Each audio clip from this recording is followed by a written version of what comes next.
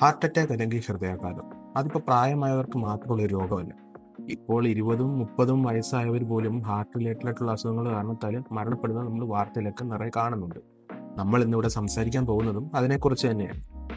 ആദ്യം, എന്താണ് ശരിക്കും ഹാർട്ട് അറ്റാക്ക്, പിന്നെ എങ്ങനെ ഇത് വരുന്നു, പിന്നെ എന്തുകൊണ്ട് യുവാക്കളിൽ ഇത് അമിതമായിട്ട് ഇപ്പോൾ കണ്ടുവരുന്നു, എന്തൊക്കെയാണ് ഇതിൻ്റെ വാർണിംഗ് സൈൻസ്, നമ്മുടെ ഹൃദയത്തെ ഇതിൽ നിന്ന് എങ്ങനെ പ്രൊട്ടക്റ്റ് ചെയ്യാം, ഇതിനെക്കുറിച്ചൊക്കെ നമുക്ക് ഇന്നൊന്ന് ചർച്ച ചെയ്യാം.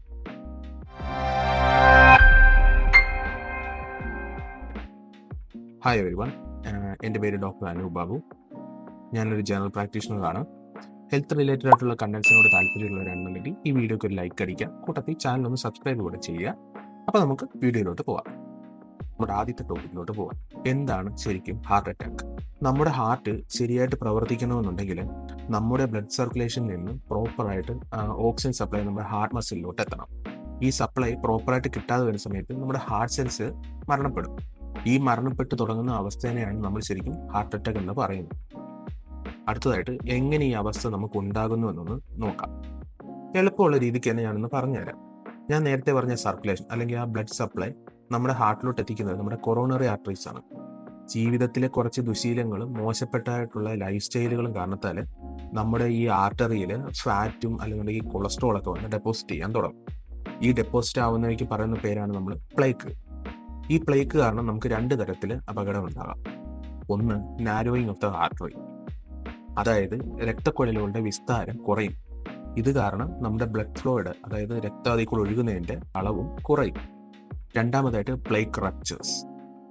നമ്മൾ ഈ പറഞ്ഞ പ്ലേക്ക് പൊട്ടിയതിന് ശേഷം അവിടെ ഒരു ബ്ലഡ് ക്ലോട്ട് ഉണ്ടാവും. ഈ ബ്ലഡ് ക്ലോട്ട് ഉണ്ടായതിനു ശേഷം നമ്മുടെ ആർട്ടറീസിലോട്ടുള്ള ബ്ലഡ് ഫ്ലോനെ ഇത് ബ്ലോക്ക് ചെയ്യും. ഈ രണ്ട് കാര്യങ്ങളിൽ ഏതെങ്കിലും ഒന്ന് സംഭവിച്ചാൽ പോലും ഞാൻ നേരത്തെ പറഞ്ഞ പോലെ നമ്മുടെ ഹാർട്ട് സെൽസിലോട്ടുള്ള ഓക്സിജന്റെ സപ്ലൈ കുറയുകയും ചെയ്യും. കുറേ തന്നെ നമ്മുടെ ഹാർട്ട് അറ്റാക്കിന്റെ സ്റ്റേജിലോട്ട് പോവുകയും ചെയ്യും. അടുത്തതായിട്ട്, എന്തുകൊണ്ടാണ് യുവാക്കളിൽ ഇപ്പോൾ ഹാർട്ട് അറ്റാക്കിന്റെ അളവ് കൂടുന്നത്? അതിൽ ആദ്യത്തേതാണ് സെഡൻഡറി ലൈഫ് സ്റ്റൈൽ.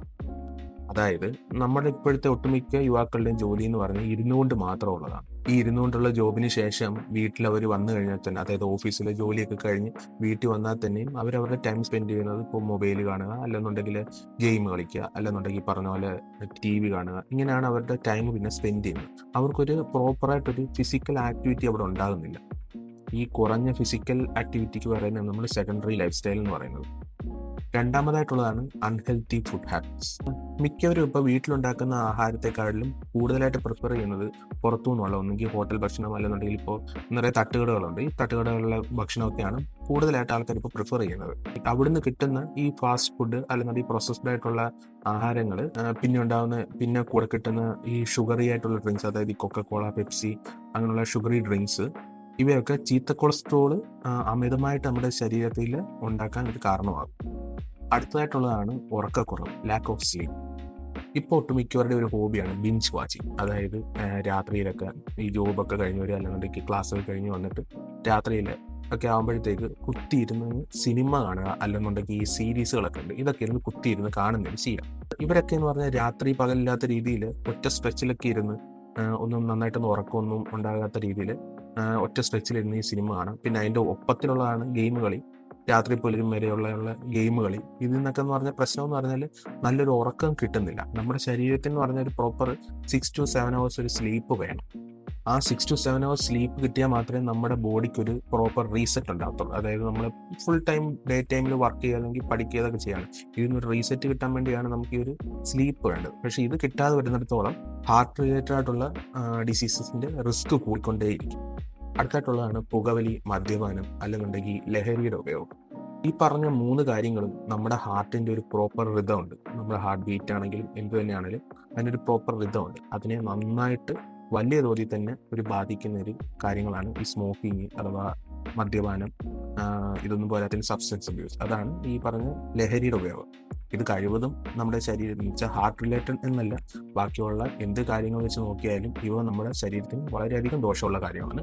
അതുകൊണ്ട് കഴിവതും ഇത് ഉപയോഗിക്കാതിരിക്കുക തന്നെ ചെയ്യുക. പിന്നുള്ളതാണ് ഹെൽത്ത് ചെക്കപ്പ് ഒന്നും വേണ്ട എന്ന് വിചാരിച്ചിരിക്കുന്നത്. യങ്സ്റ്റേഴ്സിൽ ഒട്ടുമിക്ക കാണപ്പെടുന്ന ഒരു ശീലമാണ്, ലൈക്ക് അവർക്ക് എന്ത് അസുഖം ഉണ്ടെങ്കിലും ചോദിച്ചാൽ കുഴപ്പമൊന്നുമില്ല, എനിക്ക് ഒന്നും ആശുപത്രി പോകേണ്ട ആവശ്യമില്ല, എനിക്ക് ചെക്കപ്പിൻ്റെ ആവശ്യമില്ല, ഇങ്ങനെയൊക്കെ പറഞ്ഞ് ഒഴിഞ്ഞു മാറുന്നത്. ഇവരിത് ചെക്കപ്പ് ചെയ്യാത്തത് കാരണത്താൽ ഉള്ളിൽ എന്തെങ്കിലും ഒളിഞ്ഞു കിടക്കുന്ന അസുഖങ്ങളുണ്ടോ എന്നൊന്നും അറിയുന്നില്ല. അത് പിന്നീട് പ്രകടമായി കഴിയുമ്പോഴായിരിക്കും ഇവരറിയുന്നത്. പക്ഷെ അപ്പോഴത്തേക്കൊക്കെ ഒരുപാട് വൈകി പോയിട്ടുണ്ടാകും. അടുത്തതായിട്ട് എന്തൊക്കെയാണ് നമ്മുടെ ശരീരം നമുക്ക് തരുന്ന സൂചനകൾ? ഹാർട്ട് റിലേറ്റഡ് ആയിട്ടുള്ള എന്തെങ്കിലും അസുഖങ്ങൾ വന്നു തുടങ്ങി എന്നറിയുമ്പോൾ ആദ്യം തന്നെ നമുക്ക് കാണപ്പെടുന്നതാണ് ചെസ്റ്റ് ടൈറ്റ്നസ്. അതായത് നമ്മുടെ നെഞ്ചത്തൊരു പിടുത്തം പോലെ തോന്നുക, അല്ലെന്നുണ്ടെങ്കിൽ ഒരു ഭാരം ഇരിക്കുന്ന പോലെ തോന്നുക. രണ്ടാമതായിട്ട് തോന്നുന്നതാണ് നമ്മുടെ കഴുത്തിന്, അല്ലെന്നുണ്ടെങ്കിൽ കൈക്ക്, അല്ലെങ്കിൽ നമ്മുടെ ഈ താടിയല് ഭാഗത്ത്, ഈ ഭാഗത്തായിട്ടൊക്കെ നമുക്ക് പെയിനൊക്കെ തോന്നുക, അല്ലെന്നുണ്ടെങ്കിൽ ഇടയ്ക്കൊക്കെ പെരുപ്പായിട്ടും തോന്നും. കൈക്ക് പെരുപ്പെന്ന് പറയുമ്പോൾ നമുക്ക് മെയിനായിട്ട് നമ്മുടെ ഇടത്തെ കൈക്കായിരിക്കും ഈ കൂടുതലായിട്ട് ഇത് കാണപ്പെടുന്നത്. പിന്നെ ഉണ്ടാകുന്ന ഒരു സൈനാണ് ആവശ്യമില്ലാതെ വിയർക്കുന്ന ഒരു സിറ്റുവേഷൻ. അതായത് നമ്മൾ റെസ്റ്റ് എടുക്കുകയാണ്, അല്ലെന്നുണ്ടെങ്കിൽ വെറുതെ ഇരിക്കുകയാണെങ്കിൽ പോലും അമിതമായിട്ട് വിയർക്കുന്ന ഒരു കണ്ടീഷൻ. അതൊക്കെ നമ്മൾ സീരിയസ് ആയിട്ട് തന്നെ കാണേണ്ട ഒരു കേസാണ്. പിന്നുള്ള ഒരു സൂചനയാണ് അമിതമായിട്ട് നമുക്ക് കിതപ്പുണ്ടാകുക, അല്ലെന്നുണ്ടെങ്കിൽ നെഞ്ചിടിപ്പിന്റെ അളവ് കൂടുക. അതായത് ഈ ചെറിയ സ്ലോപ്പ് ആണെങ്കിൽ പോലും അത് നമ്മൾ കയറുമ്പോൾ, അല്ലെങ്കിൽ കുറച്ച് സ്റ്റെപ്പുകളാണെങ്കിൽ പോലും ഒന്ന് കയറുമ്പോൾ നമുക്ക് അമിതമായിട്ട് നെഞ്ചിടിക്കുന്നത് പോലെ തോന്നും, അല്ലെങ്കിൽ നമുക്ക് പെട്ടെന്ന് ശ്വാസം കിട്ടാത്തൊരവസ്ഥയൊക്കെ ഉണ്ടാകുക.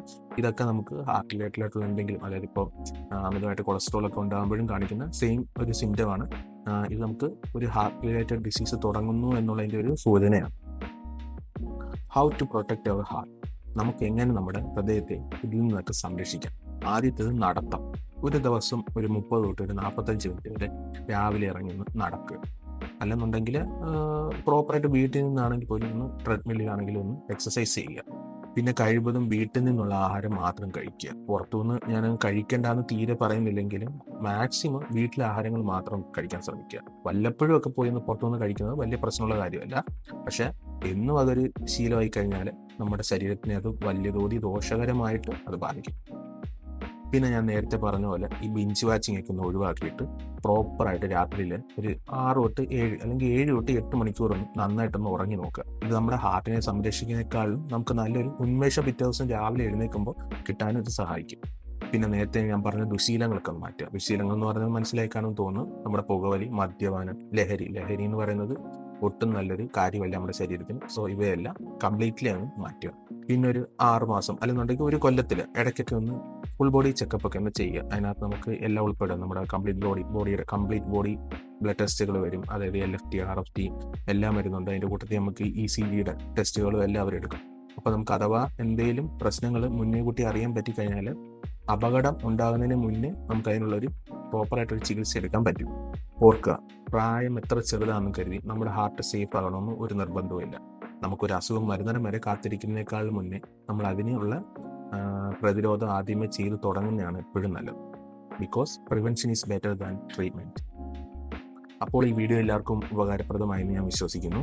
ഇഷ്ടമായി എന്നുണ്ടെങ്കിൽ ഫ്രണ്ട്സ് ആൻഡ് ഫാമിലിക്ക് ഈ വീഡിയോ ഒന്ന് മാക്സിമം ഷെയർ ചെയ്ത് കൊടുക്കുക. കൂട്ടത്തിൽ ഞാൻ മുന്നേ പറഞ്ഞ പോലെ ഈ വീഡിയോക്ക് ലൈക്ക് അടിക്കുക, കൂട്ടത്തിൽ ഈ ചാനലിനൊന്ന് സപ്പോർട്ട് ചെയ്ത് സബ്സ്ക്രൈബ് ചെയ്ത് സപ്പോർട്ടും കൂടെ ചെയ്യുക. അപ്പോൾ അടുത്ത വീഡിയോ കാണുമ്പോൾ വരെ ബൈ.